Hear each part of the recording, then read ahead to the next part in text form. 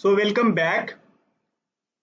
In today's lecture, basically first I am going to talk about some application of on-off control. Okay, so first I am going to talk about the application of on-off control. So basically I have selected one application that is from the power electronics, or you can just think that from the circuit theory. And what we have seen till now, so recap is like this. I have some system like this, u plus dt, and I have restricted my system of first order differential equation, and after that I am assuming that dt and supremum of this over all t, that is less than equal to d0, we are assuming. And after that what we have found that basically I have xt that is equal to 0 as t greater than equal to some t max. And in previous class we have understood that how to calculate t max with help of notion of distance as well as notion of the Lyapunov function. So notion of Lyapunov function is again same like distance. So what is my suggestion? Those who are not aware with Lyapunov function, so I have already recorded basically 3 lectures on Lyapunov function. So those who has already actually gone through the course of modern control theory, then that part is not required. But those who are new, particularly PhD student, so I will send you the link of those lectures and please go through that lecture. That lecture is again available on YouTube, and in that particular lecture now at least you are able to understand the idea of Lyapunov function. So whenever we are talking about Lyapunov function or distance, then basically that is function of all state variable. So that is the first condition. After that we have to make sure that this should be greater than equal to 0 for all x, and we have to also make sure that v equal to 0, that is 0. And finally what happens, I have to see the rate of change of this particular function with respect to time, and if that is less than 0, then system is asymptotically stable.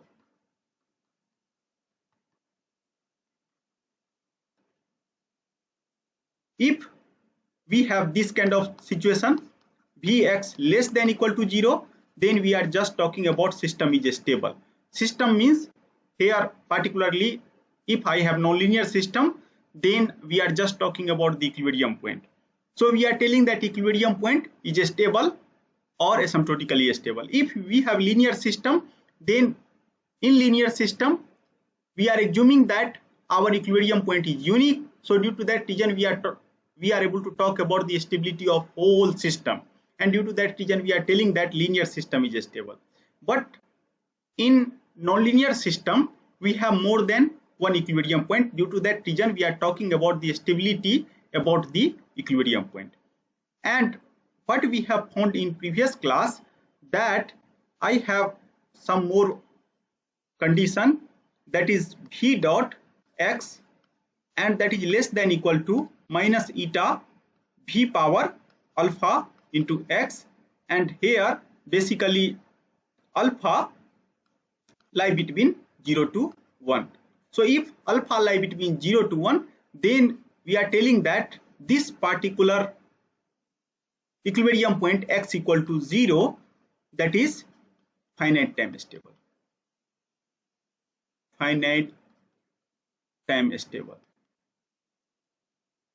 So what happens that whenever we are talking about finite time stability, at that time I have to define some kind of Lyapunov function or distance like function.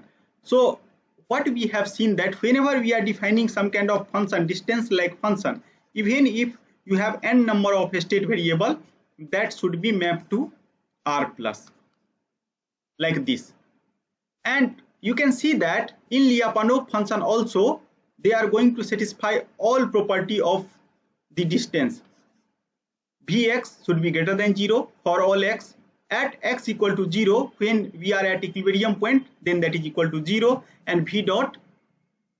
So this is the property of distance. And after that, in order to talk about the stability or convergence, at that time we are imposing this kind of condition. So if I have just less than equal to 0, then one can talk about the stability.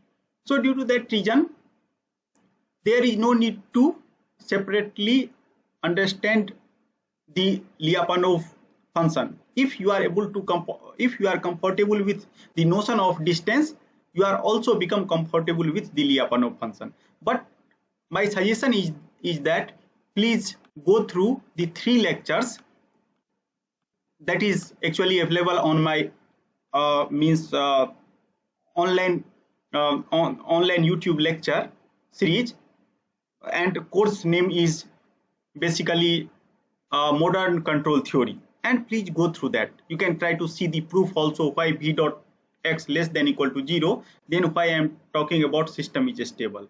After that, how to prove that if v dot x less than 0, then equilibrium point x equal to 0 is asymptotically stable. And for finite time stability, we have already seen the proof in previous class, but you can try to see that this proof again is based on 2 particular arguments. First argument, that whenever we are writing Vx that is less than equal to minus eta v power alpha x, so somehow this implies that 2 condition, that v dot x that is less than 0, and after that we are seeing, in order to calculate the time of convergence, for convergence we are solving this equation v dot x, or some kind of comparison system we are solving. So I am writing the comparison system omega x equal to eta omega power alpha, and we are assuming that initial condition of v0 is less than equal to omega 0. So in this way, first we are proving the stability, and after that we are proving the convergence, and this proof is based on the Lyapunov theorem. So due to that reason, I am insisting you to see that kind of lecture also. But for time being, even if you are not able to understand the proof, at least if you are able to understand this particular structure, that x dot t equal to u plus dt, and if supremum of dt over all time that is less than equal to d0, and if I design u and my u is again some kind of switch gain control, then I am able to give guarantee that x equal to 0 for all t greater than equal to t max, provided I will select k that is greater than d0.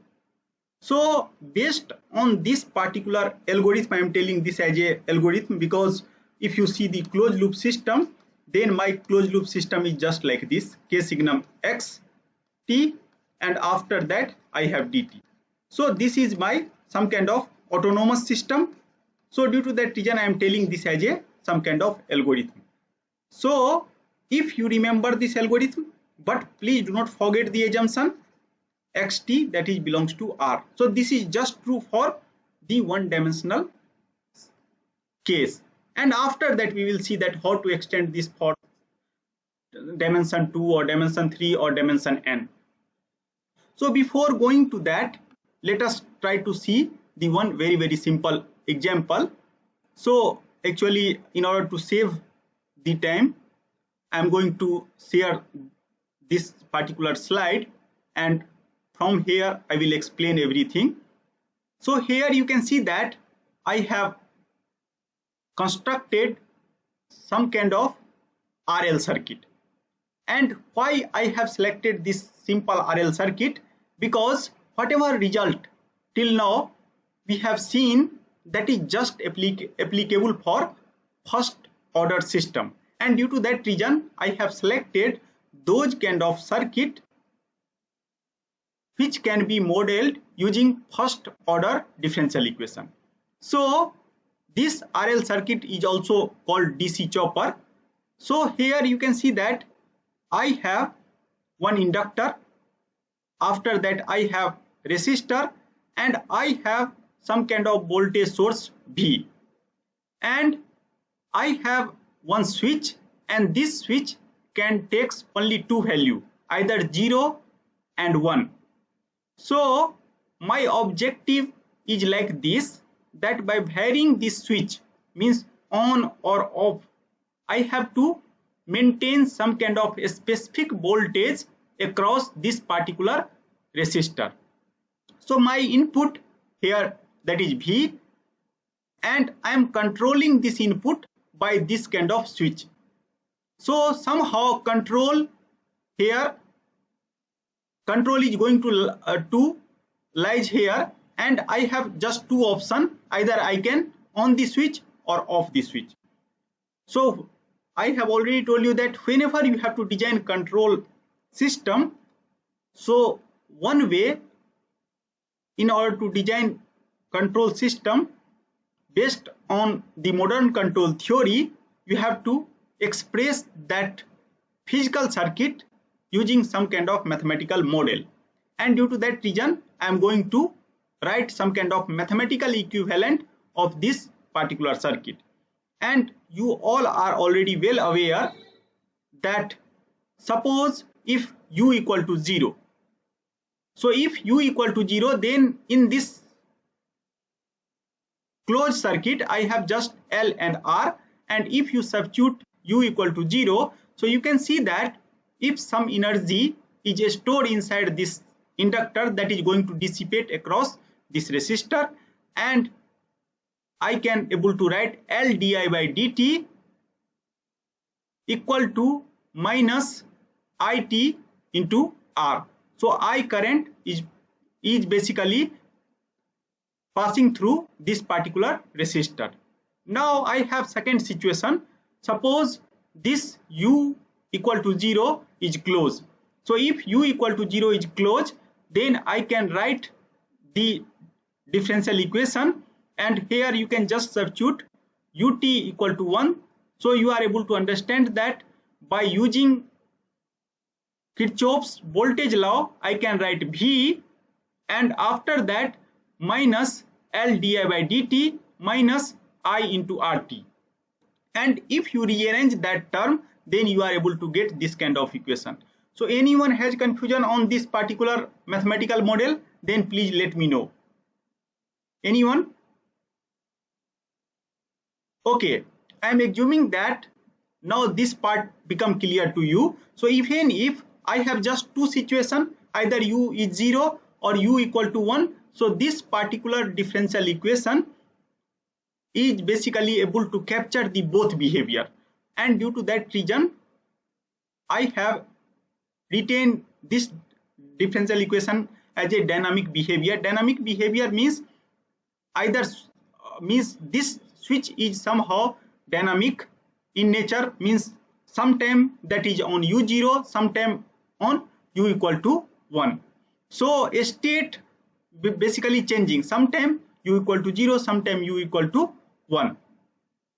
Now I have given name 0 as a off, 1 as a on. Now let us try to come to the objective. So here objective of this particular problem, I have to maintain some specific amount of current, that is ID, and ID might be time varying also. So I have to maintain some kind of current which nature is a square in nature or some kind of triangular in nature. So that is my objective. So let us try to understand this by like this. So suppose that I want to maintain my current, and that current I want to maintain like this. So ID, I want to maintain something that may be like some kind of a square wave or some kind of constant current or anything. So basically what is my objective? So in this differential equation I have L di t by dt, and after that I have you can change their position, and v minus it into r. So this is my differential equation, and after that what I have to do, I have to maintain I equal to id. So this is my objective. So this is somehow class of problem which is called tracking problem. Tracking problem. And you know that how to solve the tracking problem. In order to solve tracking problem, I have to define the error et, and here in this particular place people are defining error that is called sliding surface. I will tell you what is meaning of sliding surface in next part of this particular lecture. That is it minus id. And what I have to force, I have to force st equal to 0 for t greater than equal to some t max. That is my objective. So if you are able to force this, then you can see that it that is coming from the system means that is coming from this particular physical circuit or differential equation, that is exactly equal to my objective, that is id. Now in order to solve this problem, you can see that it at least changing with respect to time, even if id not changing with respect to time, and due to that reason I have to talk the rate of change of the error I have defined as a s. Either you can tell this as a error or sliding surface, that doesn't matter, and I dot t minus id dot. Now you are knowing what is I dot t, that is I dot it. So it is nothing but dit by dt we are telling. And similarly I am assuming that whatever id reference signal I am willing to track, that is differentiable, otherwise I cannot solve that problem. So if some finite number of discontinuity comes into picture, I am going to avoid that point, and we are telling that we are unable to track that particular point. So I am assuming that id is nothing but, that is given like did t by dt, like this. Now what you can do, you can substitute value of I dot t. So if you substitute this value from the differential equation, then you know that I have ut v by L, and after that I have, from this equation I am basically writing from this equation. So first I am dividing both side by L, then basically I have ut v by L, and here it r by L. So I am going to write like this. I have basically it r by L, and after that I have id dot. Now you can see that I have two situations. Either I have situation like this. In some case it might possible that my error or this s is positive. So s is positive means I have it that is coming from the system that is greater than id. Some case it might possible that s less than 0, so I have it less than id, because I have defined s equal to it minus id. So I have this kind of situation. It means that some case I have s greater than 0, some case I have s less than 0, but I have to maintain that is s equal to 0. And from the Newton's law you have already understood that if s greater than 0, and if I force my system, that is like this, s dot less than 0, then I can able to converge towards s equal to 0. Similarly, if you have s less than 0, then you have to, what you have to do, you have to force s dot that is greater than 0. Then you are able to maintain s equal to 0.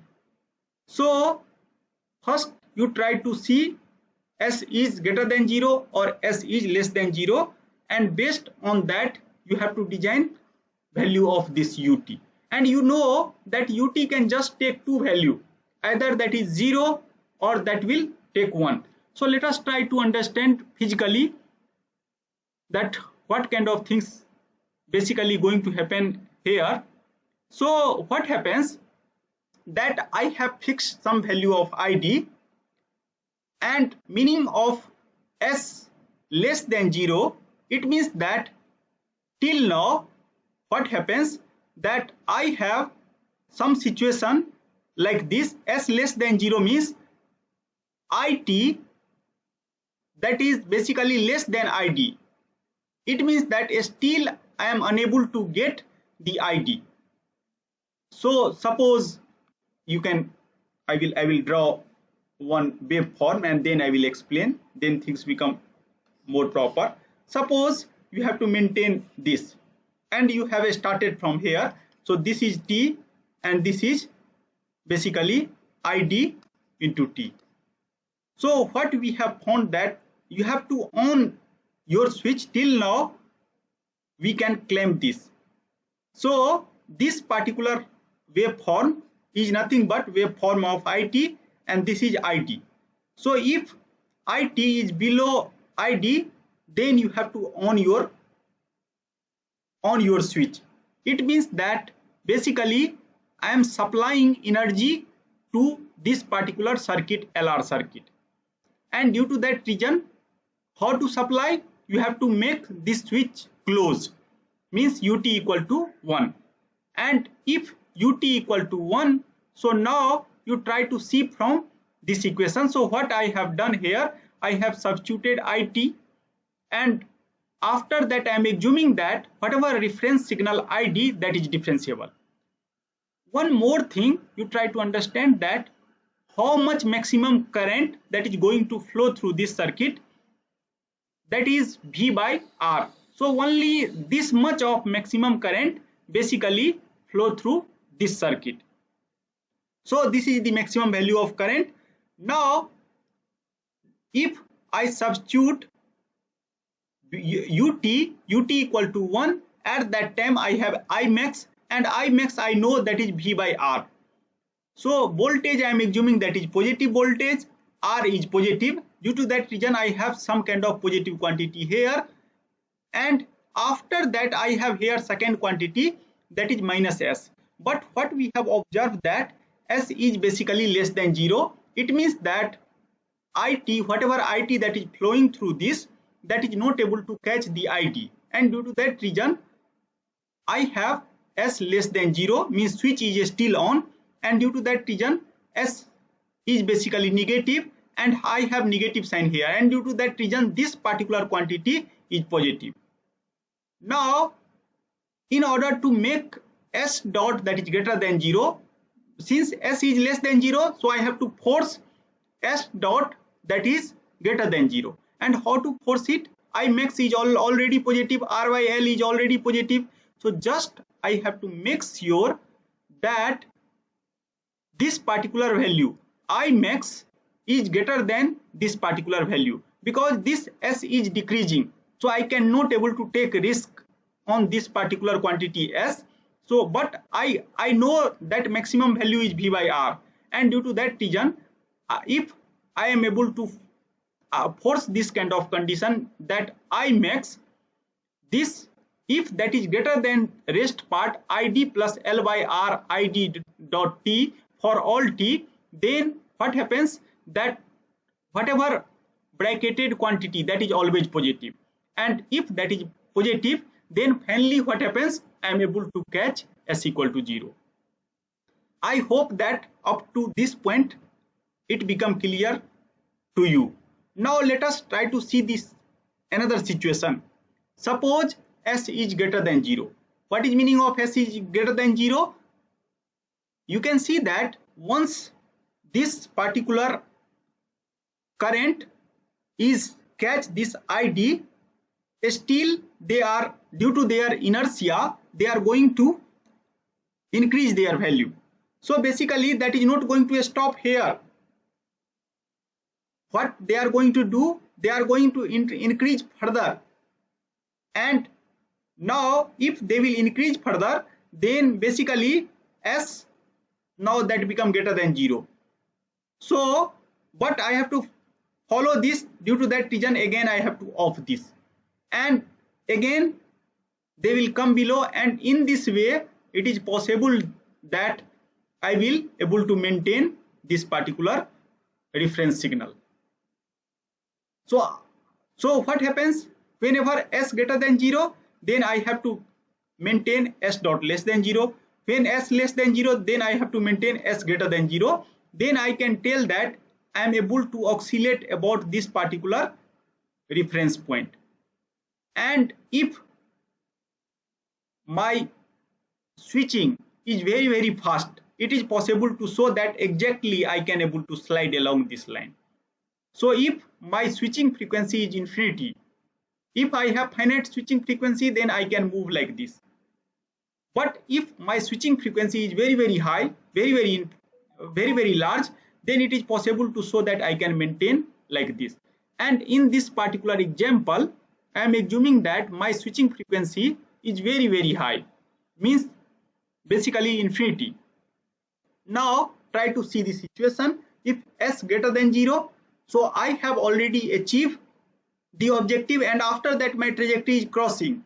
Due to that reason, now I have to stop supplying the energy to the circuit, and due to that reason I have substitute ut equal to 0, means my switch is off now.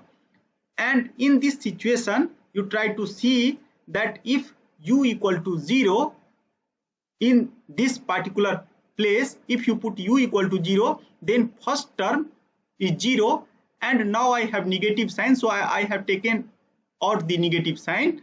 And after that, now try to see that I have minus r by l, and this is s, and plus I have this kind of sign.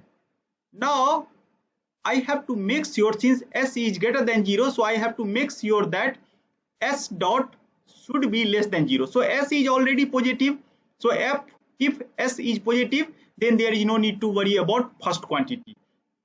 Now try to see that if second quantity, if that is greater than 0, then I can able to make sure that s dot that is less than 0. Due to this negative sign, r by l is positive, s is positive from this condition, and I have to force that this condition is satisfied. If this condition is satisfied, then I am able to make sure that if s is greater than 0, then s dot is less than 0. In the previous slide, what we have found that if we are able to force this kind of condition, I max that is greater than this particular quantity, then s is less than 0. It means that if you are combining these conditions, first condition and this condition, so these two conditions are AND condition, and due to that reason, if you want to track something, then you have to make sure that you have to tune L by R in such a way such that that will satisfy this kind of limit. And it is always possible to tune this, because value of inductance and value of resistance always in my hand, so I can able to take appropriate resistor and inductor. So this is the condition. Now you try to see that if I just design ut, because what we have seen that definition of signum function, so I have given definition of signum function like this. Several times I have written the definition, different definition I have written. So in my purpose here, signum s t, that should be plus 1 if xt greater than 0. This is minus 1 if that is less than 0, and this is 0 if xt equal to 0. So this kind of situation I have. Second definition, I have already told you that sometimes people are assuming that st equal to 0, that is not defined. So that is not defined. Due to that reason, we are assuming that okay, even if I do not care about the xt equal to 0, still I can able to get this kind of behavior, means I will converge to the s equal to 0. And it means that I can only able to believe on these two quantity. When st greater than 0, then I have +1. When st less than 0, then that is -1. But here you can see the situation that this particular circuit is basically switching between just two value, u equal to 0 and u equal to 1. So I have interpreted that switch is on and off in this particular way. Most of time whenever you are dealing with some kind of converter, means either that is buck converter or boost converter, then this kind of phenomena you have. And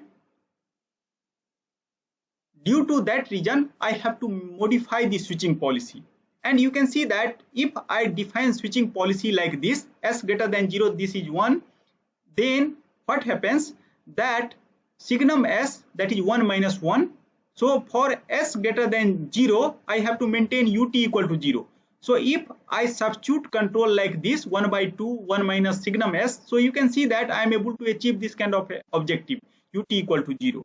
Because we have seen that if ut equal to 0, then I have this kind of condition. So control also tells same kind of thing. And due to that reason, I have redefined my switching policy, that is 1 minus signum s.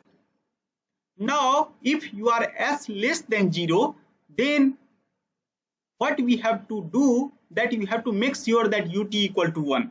Because if you see this analysis, then in whole analysis, I am assuming that ut equal to 1. And due to that reason, now I have to define s less than 0, that is -1. So if that is -1, so 1 minus 1, that is +1. So 2 divided by 2, that is 1. So in this way, I have to apply control. So I have to apply value of control. This is just for analysis, but I have to apply control like this.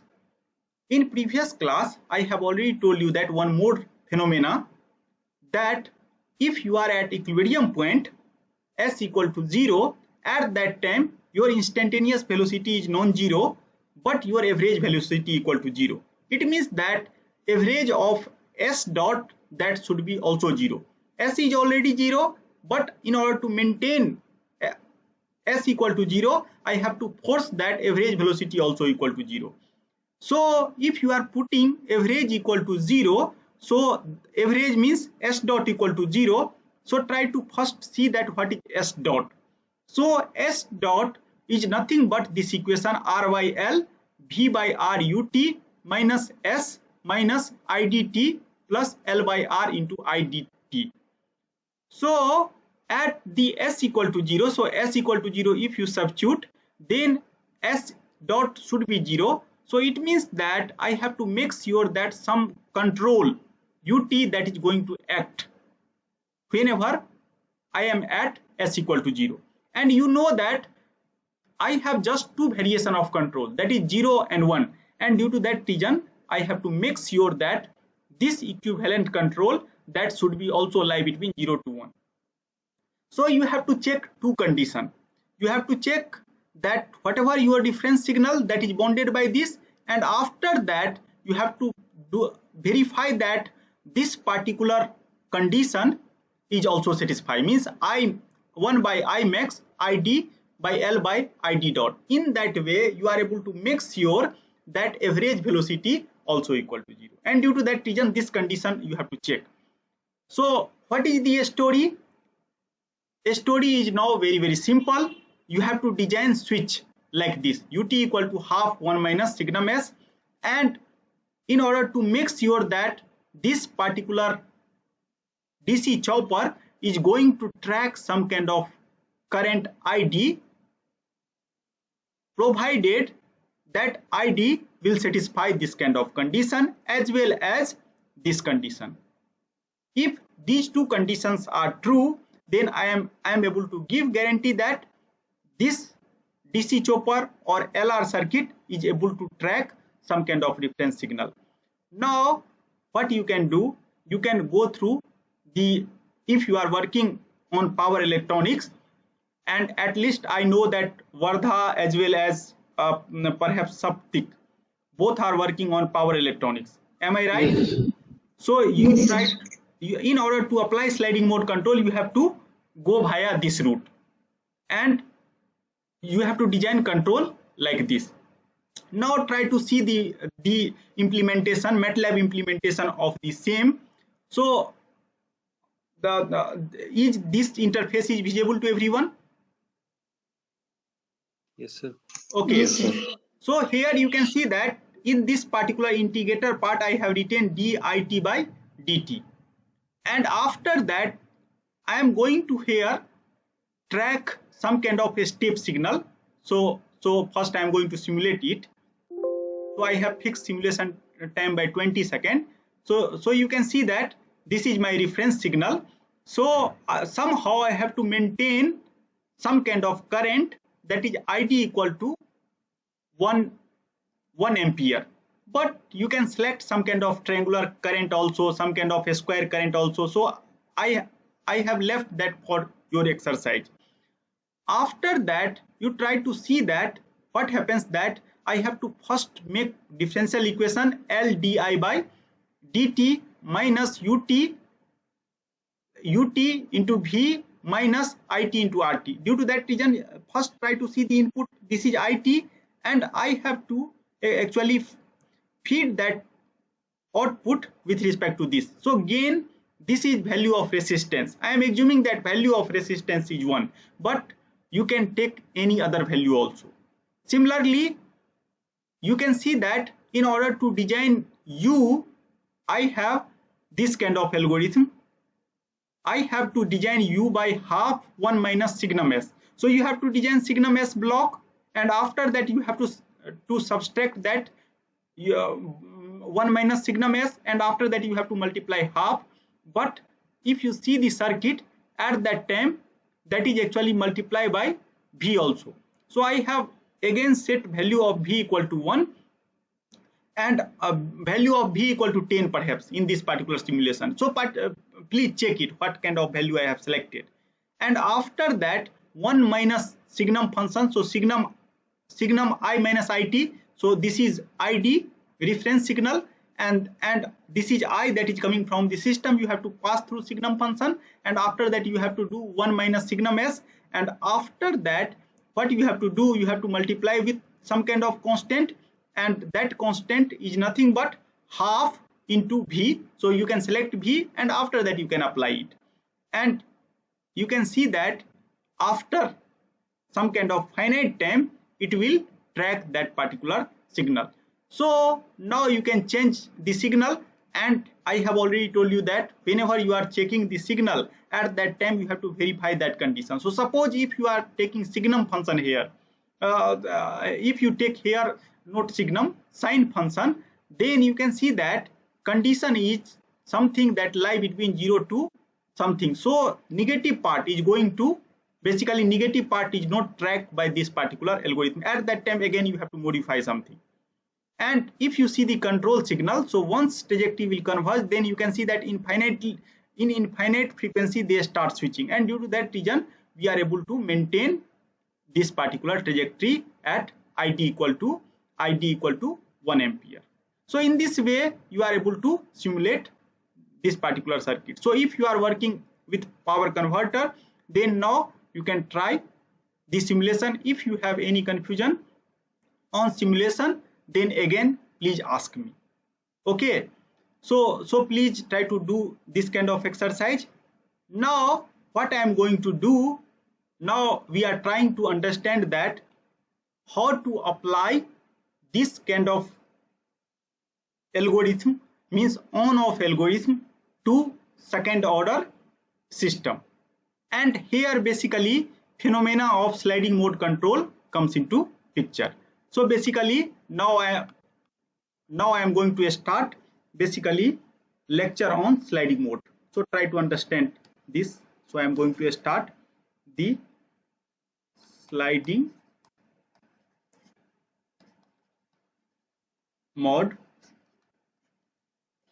So what, and in order to start the sliding mode control, we have already seen that if I have first order system x dot equal to u plus dt, then things are very easy. I can directly apply this kind of signal x t. I have already told you that whenever I am writing xt, and if x t belongs to R, then story is very simple. Now let us move to the second order system. Suppose now first I will take very simple system, and after that I will tell you that why I have taken this particular system. x1 dot equal to x2 and x2 dot equal to u plus dt. Suppose you have this second order system. So here I have x and x containing x1 and x2. So, and both x1 and x2 belongs to R, and due to that reason I am writing that this belongs to R2. And again I have same kind of assumption. I am assuming that this disturbance dt is not known to me, but supremum of this disturbance over all time, that is less than equal to d0. Now try to see that if I have one dimensional system, then I am able to design this kind of control such that I am able to force xt equal to 0 for all t greater than equal to t0, provided k greater than dt or d0 you can tell. So how to solve the stabilization problem? Here stabilization problem means what is my objective. First try to understand the objective. So I have second order system and I am willing that x1 tending towards 0 and x2 t tending towards 0. So for time being I am just trying to solve this problem asymptotically. So I am telling that as t tending towards infinity, then I have x1 tending towards 0 and x2t tending towards 0. We have already seen that if I apply PID control here, then I cannot able to get this kind of objective if I have some kind of time varying disturbance dt. If I have high gain controller, so I will get this objective, but high gain controller is basically not feasible with whenever I have some limitation on the actuator, and due to that reason I have to again search for different control action.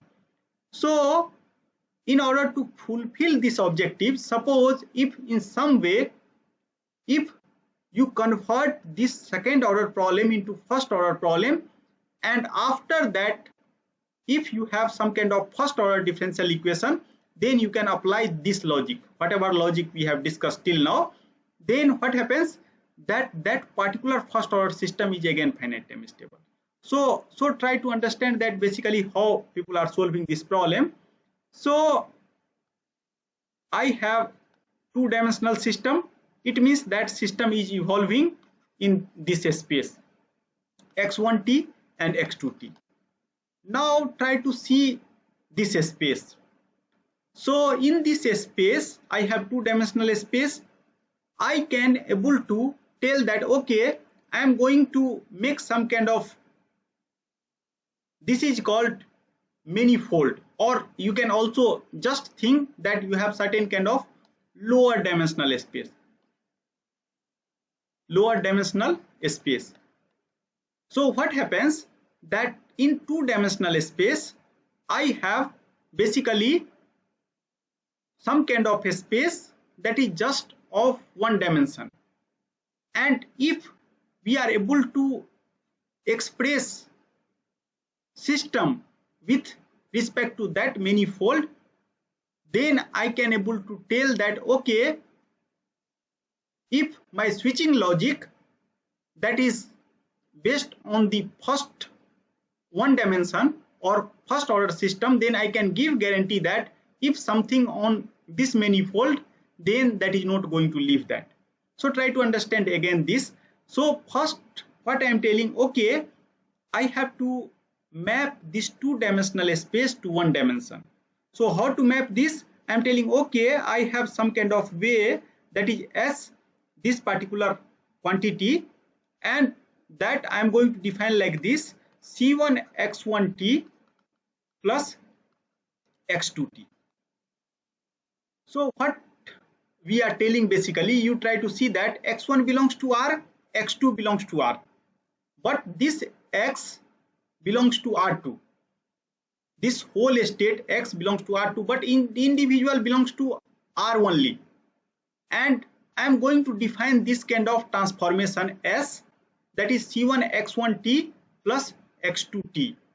And if you are going to put this equal to 0, then basically that is passed through the equilibrium point, because S1 equal to 0 and S2 equal to 0. If then I can tell that, okay, this S is passing through the 0.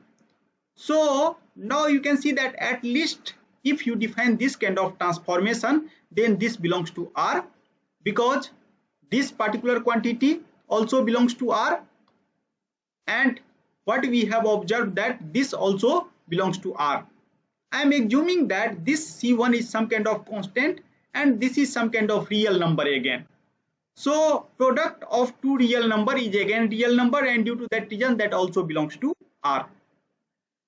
Now I am going to convert my whole system x1 dot equal to x2 and x2 dot equal to u plus dt with respect to above transformation. So if you see the above transformation, then I can tell that, okay, from this transformation x2t is nothing but s minus c1 into x1t.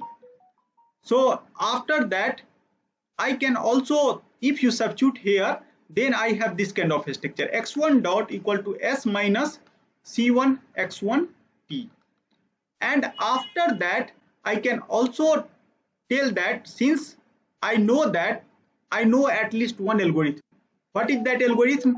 If I will get this kind of situation, some situation like k signum s plus dt, like this kind of situation, and if k is greater than dt, then at least I can able to tell that s equal to 0 for all t greater than equal to some t max.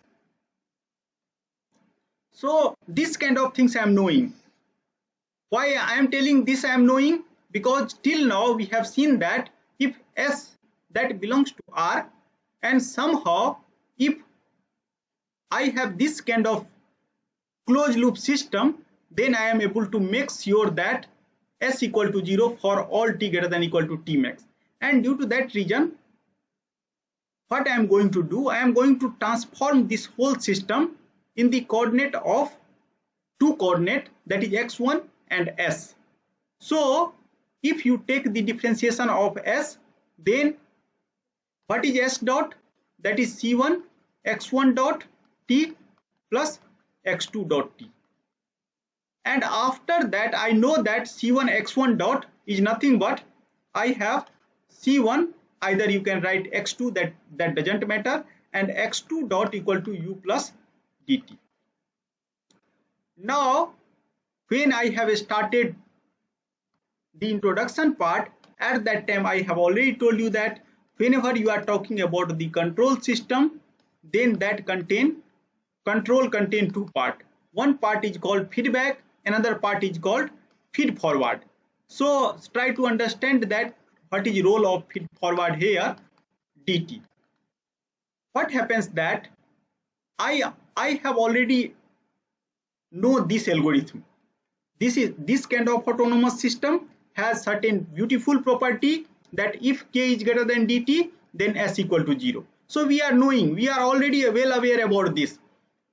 But what happens, that kind of, in order to form that kind of system, I have to do manipulation of this u. So what I am telling, if I select this particular value of u, and I am going to select u like this, u that minus c1 x2, what what is assumption here? That both state variable are available. It means that I have two sensors, and one sensor is going to measure x1, another sensor is going to measure x2. That kind of assumption I have. So I can able to design feed forward kind of part, that is C1 x2, and after that I will put signum S by seeing that algorithm. I cannot put disturbance because inside algorithm, inside control, I cannot able to put any kind of unknown term. And if you substitute this term here, then now try to see that what is our closed loop system. So my closed loop system is now like this: K signum S plus dt. So basically this whole part is reduced back to this particular part. If you design U like minus C1 x2 minus K signum S. Now you know that even if I have two systems, one system is x1 dot equal to S minus C1 x2 and another system is S dot minus K signum S plus dt.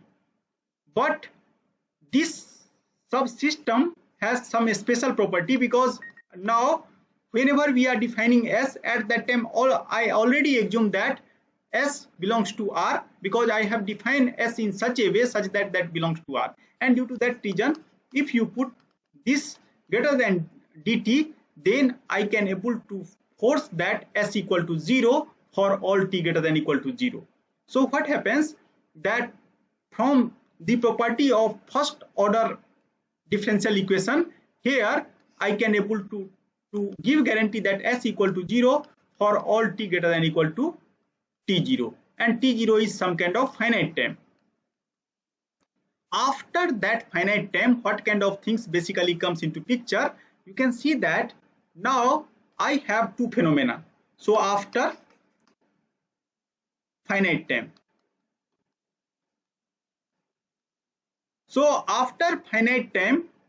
I have basically x1 dot, and since S equal to 0, so I can able to put this S equal to 0 here. So I have C1 minus x2. So I have something like C1, and this is actually by mistake I have perhaps written here x2. This is nothing but S minus C1 into x1. Please check it. Here you can see that I have S minus C1 into x1. So basically I have S dot equal to C1 minus x1, and after that I have S equal to 0. So after finite time, you can see that I have one differential equation and one is algebraic equation. So because S equal to 0 is some kind of algebraic equation, and S I have already defined like this: C1 x1 plus x2 equal to 0. So this kind of phenomena is going to happen. It means that after finite time, my second order differential equation is reduced to first order differential equation, first order differential algebraic equation, because I have some kind of algebra also involved here. So I have differential algebraic equation, and this kind of phenomena is going to happen after this particular time. Now try to analyze this particular dynamics. Again you can apply Newton's law. Here I can also interpret the above system like this. I have some kind of system. If you remember the lecture of proportional control, then I am telling that okay, x1 dot equal to u, x1 belongs to R, and I have u equal to minus k1. So in place of k1 here I have basically c1 into x1, and you know that if x1 is positive and if I maintain x1 dot that is less than 0, then I will converge towards equilibrium point, that is x equal to 0. And similarly on this side, if x1 0 that is less than 0, and if I force x1 dot greater than 0, then I converge towards this. So how to make sure? Just you have to make sure that C1 should be greater than 0. Once C1 is greater than 0, then I can give guarantee from this particular differential equation, first order differential equation, x1 tending towards 0 as t tending towards infinity. And after that you can see here that s is already 0 and c1 is positive, so there is no choice for x2 because x1 is decreasing, so x2 is also tending towards 0 as t tending towards infinity. So in this way I am able to give guarantee that if I design control, and what is my final control, that is u equal to c1 x2 minus k signum s. So I am going to write the whole closed loop system. So after this is logic, and once you are designing the control, then you have to again convert to your original system. So this is my original system, and I know that u equal to minus, again I am going to see that what I have written here, c1 x2 perhaps, so c1 x2 minus k signum s. So I have something like this, so I have c1 x2 minus k signum, and signum is c1 x1 plus x2, and I have to also maintain this kind of condition. Then it is possible to show that x1 tending towards 0 and x2 also tending towards 0 as t tending towards infinity. So this is the conclusion. So if you have second order system, then what you can do, let us try to understand geometrically now. What I am telling that if you have second order system but you have just algorithm of first order, I am going to apply that kind of algorithm for basically second order system. So I have to design manifold of dimension 1 because I know that for dimension 1 or first order equation, if I apply one on off control, then what kind of behavior I have.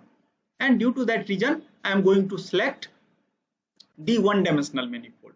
And what kind of structure we have observed, that if I define s equal to c1 x1 plus x2, so by analysis of Newton's law, what we have observed that c1 should be greater than 0. So if c1 is greater than 0, you try to again see that if c1 is not greater than the 0, then what is situation. If c1 is not greater than 0, c1 is less than 0, then you can see that closed loop system is now like this, x1 dot equal to c1 x1, and this is positive, so I am not going to converge towards equilibrium point, I start diverging, and due to that reason I am enforcing that c1 should be positive. And if c1 is positive, now try to draw this particular trajectory, and if c1 is greater than 0, and what we have observed from analysis, that for all t greater than equal to some kind of t max, some finite time s equal to 0. So if you have to draw this trajectory c1 x1 plus x2 equal to 0, then how to draw this, and c1 is positive, it is possible to show that line is coming in these two coordinate, because this is second and this is fourth. Why? Because c1 I have to force that should be greater than 0. So I hope that you are able to understand this, there is no confusion on this. If you have confusion, then just please try to draw the line x2 equal to minus c1 x1, and you are able to understand that this line is only passed through the second coordinate or fourth coordinate. If c1 is greater than 0, less than 0, then line will pass through this, but what happens, I am not able to converge towards equilibrium point, I will diverge, and that analysis we have already seen from here. If c1 is negative, then negative positive, and after that I will diverge. So due to that reason I have drawn line only in these two coordinate quadrant, second quadrant and fourth quadrant. And after that what we have observed, that if I design control, then s equal to 0 in finite time. So suppose whenever you are simulating second order system, x1 dot equal to x2 and x2 dot equal to u plus dt. So you are specifying some kind of initial condition x1 0, x2 0. So x1 and x2 0, suppose this is the location of x1 0 and x2 0. So after application of control, what kind of phenomena basically comes into picture? You are going to converge to this particular manifold, because what we have seen that after applying this kind of control u equal to minus c1 x2 minus k signum s, finally I am going to make sure, I am going to prove that s equal to 0 for all t greater than equal to t max. Due to that reason, I am going to, if you start from here, then you are finally going to converge here. And if your switching frequency is very high, then what happens? You are not going to leave this manifold, because you can see that after finite time, this is my differential equation. After finite time, my differential equation is x1 dot equal to c1 x1 and s equal to 0. So s equal to 0 means I am going to maintain this line.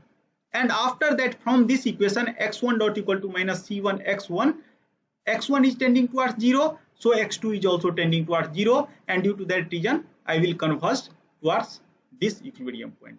But again, convergence is asymptotic, because I have this kind of reduced order differential equation c1 equal to x1. So behavior is just like proportional controller, but that is free from disturbance. You can see that whole means closed loop system. After finite time, what happens? S equal to 0, x1 equal to minus c1 x1. So order of system will reduce. In finite time, we will converge to manifold.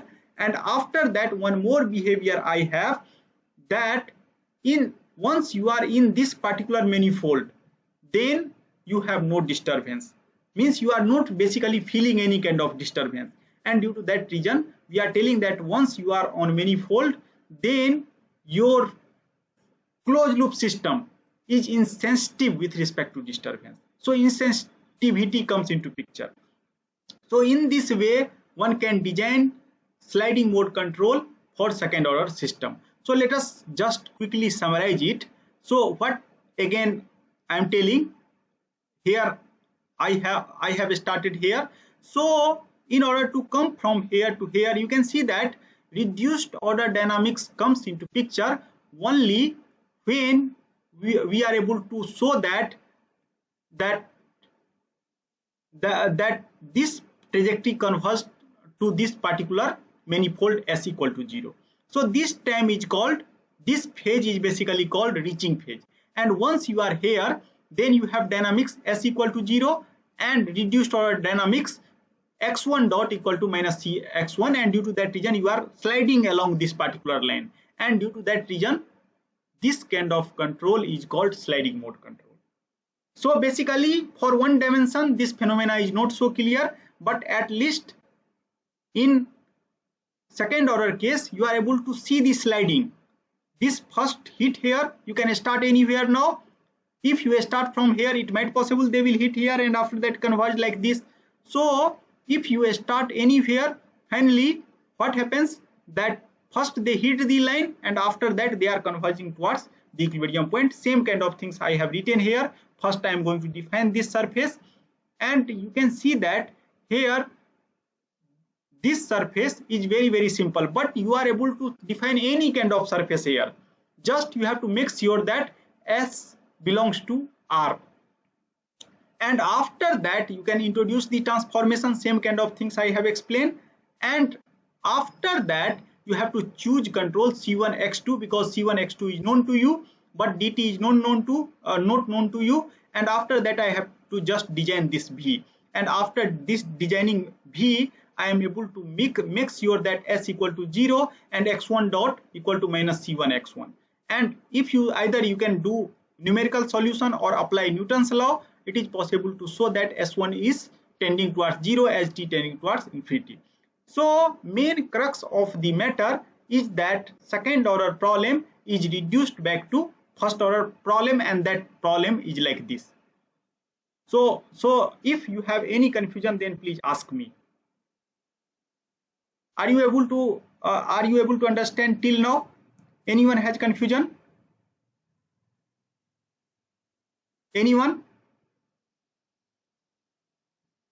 So due to that reason, people are telling that in sliding mode control, we have two phases. One phase is reaching phase, another phase is called sliding phase. Now let us try to understand that in place of second order system, if you have third order system, then how to basically design sliding mode control. So again, I am going to take very simple system, that system I am going to define like this. Suppose I have some kind of system and Excuse me, sir. okay, go ahead.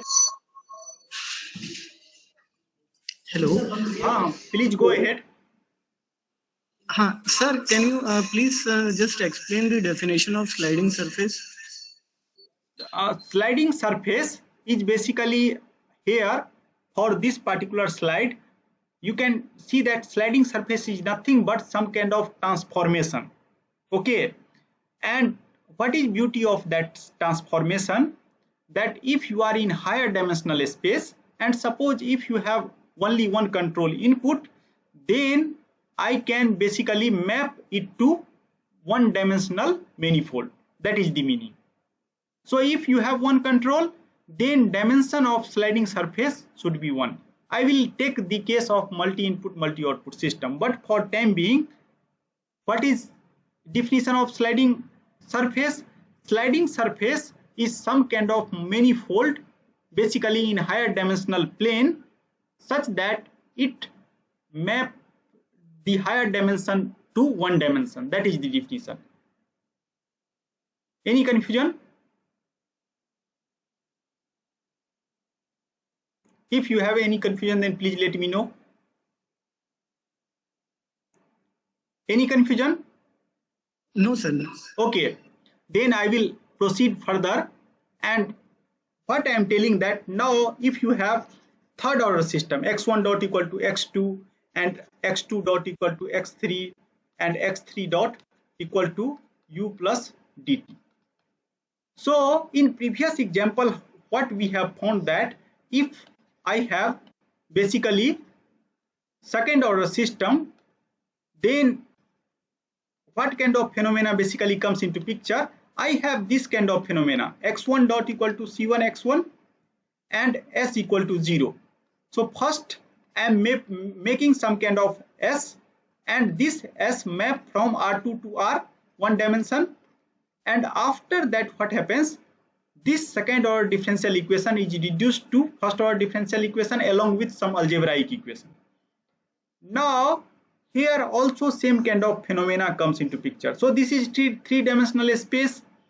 Now again I have to define something that map from R3 to R.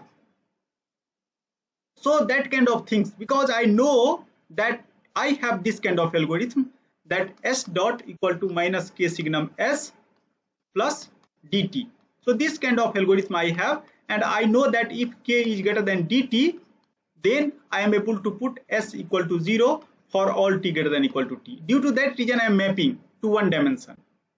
So now in third order case, again how to design the sliding surface. So try to see the second order case. What happens? That second order system is basically reduced to first order system.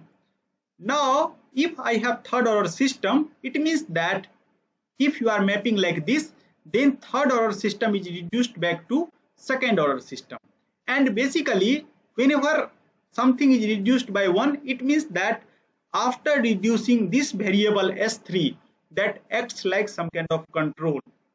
Similarly here you can see that x2 start playing the role of control once s equal to 0. And what is x2? x2 is minus c1 x1. So similarly after finite time, this x3 start acting like control.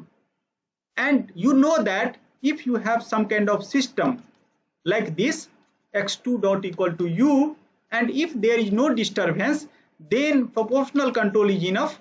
So I can design proportional control k1 x1 minus k2 x2, and I will select K1 and K2 based on the transformation. I have already discussed that how to tune K1 and K2 by seeing the eigenvalue. So please see that particular lecture. And after that, after finite time, if I have u equal to K1 x1 minus K2 x2, then I can able to force x1 tending towards 0 as well as x2 tending towards 0 as t tending towards infinity. So now you are able to guess that value of x3 is nothing but K1 x1 minus K2 x2. Here you can see that value of x2 is minus C1 x1 because I know the behavior of this. Instead of this, you can take any algorithm, any kind of reduced order equation which basically provides some kind of asymptotic behavior, or in later part of this course we will also see that finite time behavior. So basically, whenever I have third order system, after finite time this kind of things should be comes into picture. I can guess from second order system x1 dot equal to x2, and basically x2 dot equal to, now x3 is K1 x1 minus K2 x2, and after that s equal to 0. Now how to define s equal to s? So you can guess from here. You can see that by seeing the reduced order dynamics, if x2 is here, I am adding these two, x2 plus c1 c1 x1, and that is my sliding surface.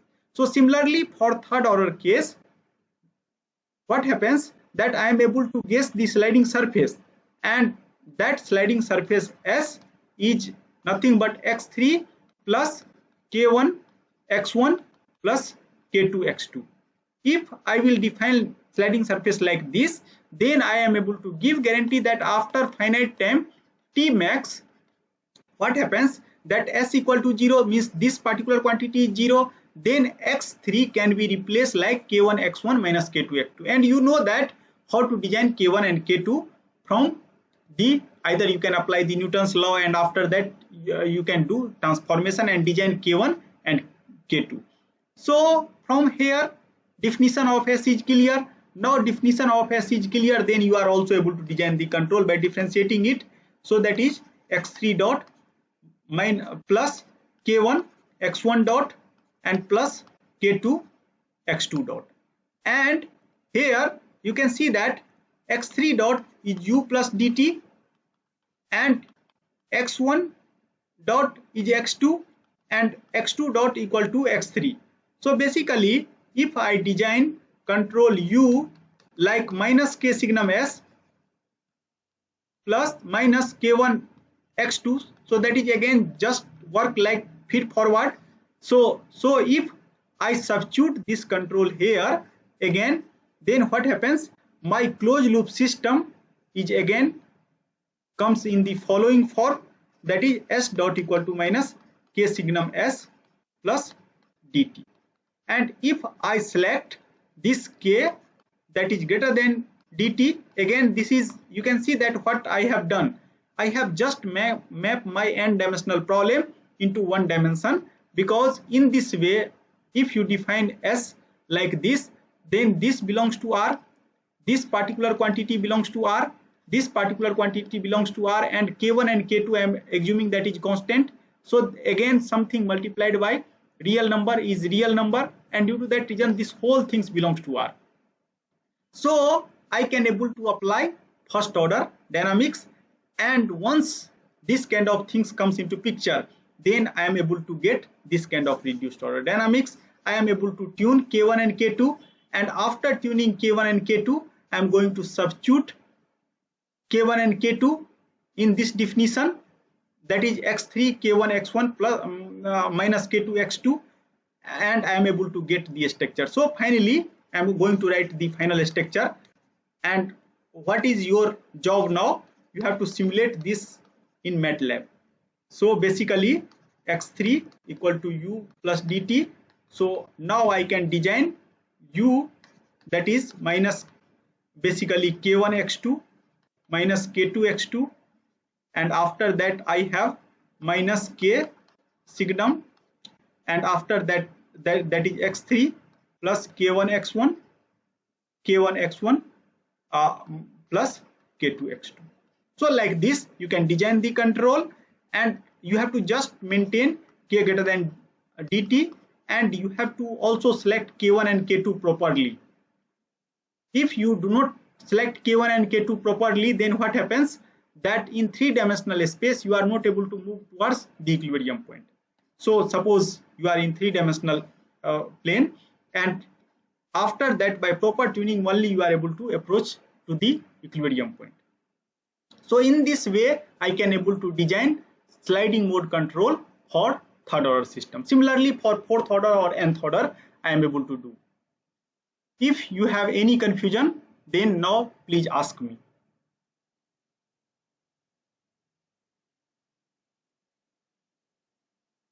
Anyone?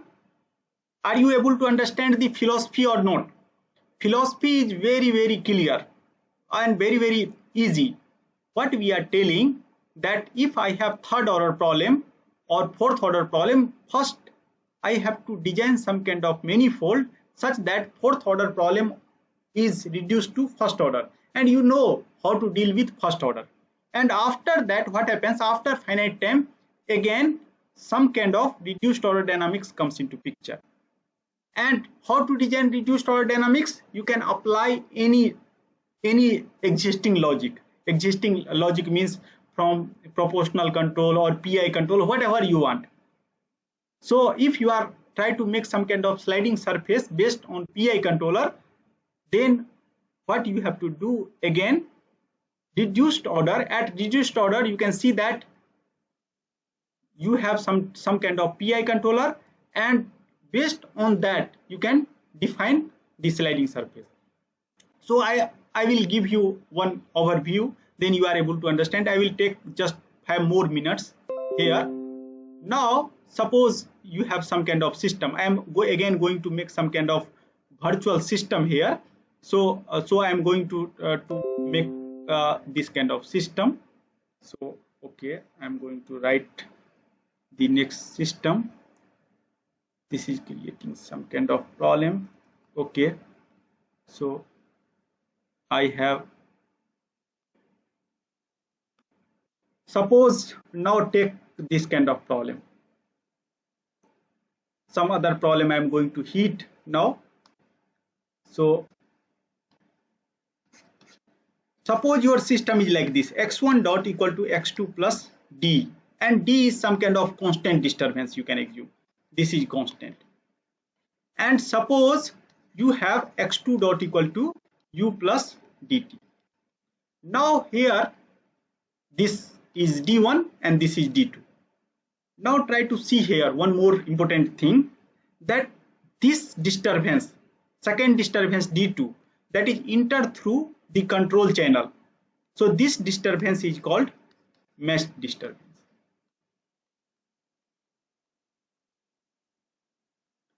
But this disturbance d1 is not going to enter through the control channel, and due to that reason this disturbance is called unmeshed disturbance. Meshed disturbance. I will tell you the story about meshed disturbance and unmeshed disturbance in the next class, but try to understand that why this kind of sliding surface is not enough to compensate both kind of disturbance d1 and d2. Suppose you are going to design sliding surface same like previous one, because this is second order system. So I am going to design sliding surface like this, c1 x1 plus x2.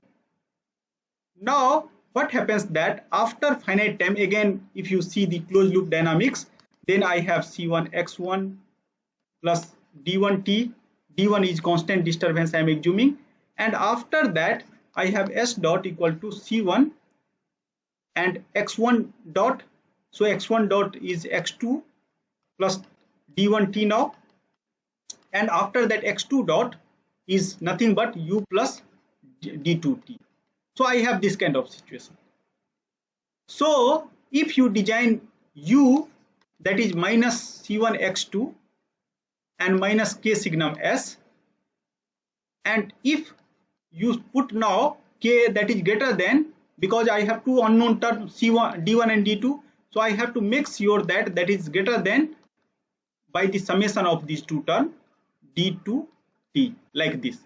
So if K is greater than this term plus this term, and if I apply this kind of control here, then at least after finite time I am able to give guarantee that x1 is minus C1 x1, here S is also present, and plus D1, and after that I have S equal to 0.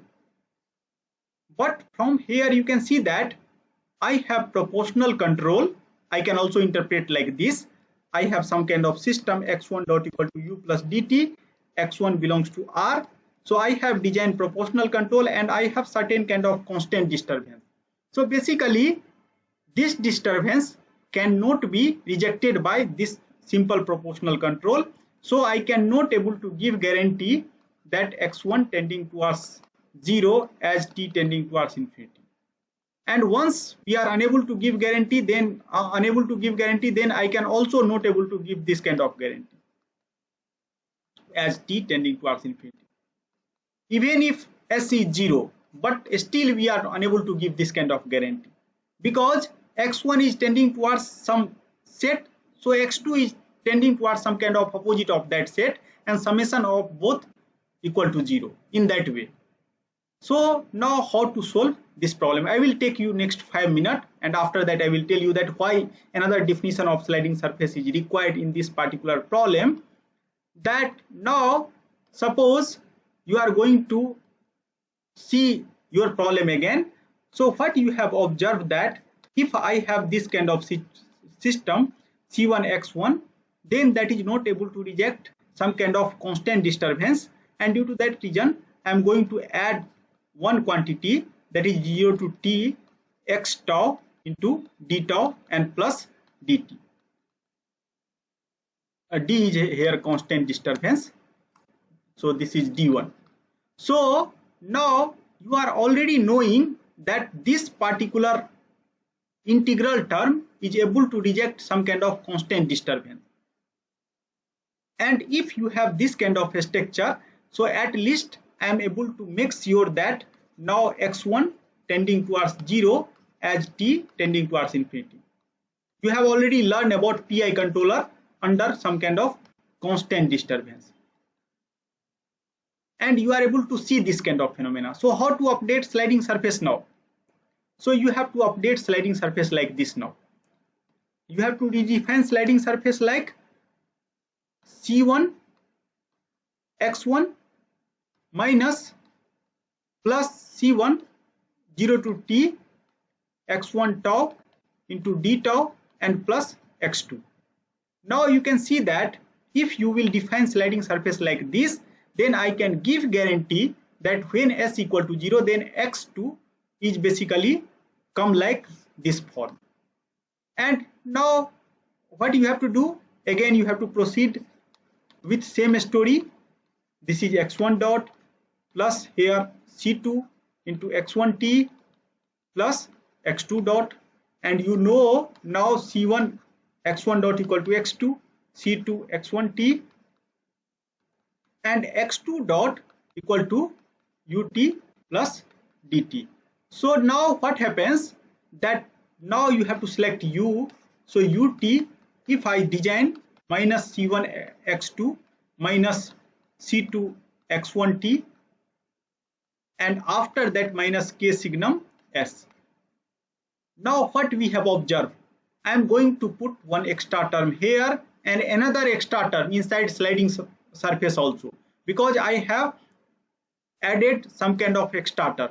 So if you are adding this kind of extra term, then what happens, I am able to give guarantee that in this particular dynamics x1 tending towards 0, s is already 0, so x2 also 0. So in this way I am able to take care about unmatched disturbance, means constant unmatched disturbance. So due to that reason people are defining different sliding surface. So, and due to that reason, if you are knowing the PID controller, then you are able to take the extra advantage. But we have seen that I am going to design some kind of manifold, and that is no longer linear, that is something else in this two-dimensional plane, and that manifold is now C1x1 plus C2 integral of 0 to t x1 tau into d tau and plus x2. And if I design this kind of manifold, and if I define control like this, so even if I have some kind of disturbance which is going to enter in the other channel, means not in the control channel, then also one can reject it, completely reject it, and I can able to achieve the objective x1 tending towards 0 and x2 tending towards 0. So in this way we are defining different sliding surface based on our requirement. I will tell you the next part of the story in the next class. Now session is closed basically, and means from my side now it is open for the question. So if you have any question, then please let me know. Anyone? If you have any confusion, or you can ask confusion in the next class, that is also fine. Yes, I will go through the lecture again, and then I will. Actually, I have not got fully. Actually, I'm trying to understand. Last part means the PI controller rejects the constant disturbance. Okay. So we have to include the integral part that, and I will again listen to the lecture and then actually. Okay. Varda? Yes, sir. No doubt, sir. I'm clear. Okay. Ruchi?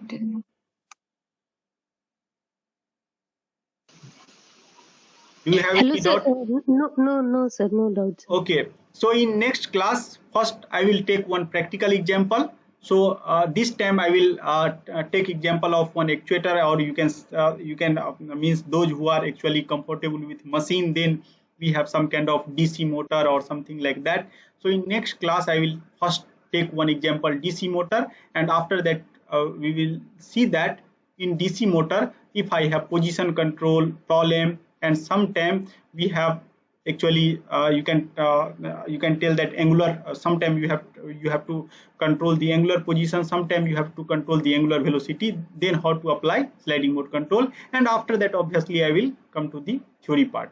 And if you have any confusion, then please first ask Nidhi. Everything is clear to you, Nidhi Agarwal? Yes, sir. Sir, I will go through lecture, then in next class I will ask. Sir. Okay. This So time it is clear, sir. Yes. Okay. So Ankit Kumar? Yes, sir. Everything is clear? Yes, sir. Karthikeya? Yes, sir. So do you have any confusion? Sir, I need to go for another lecture.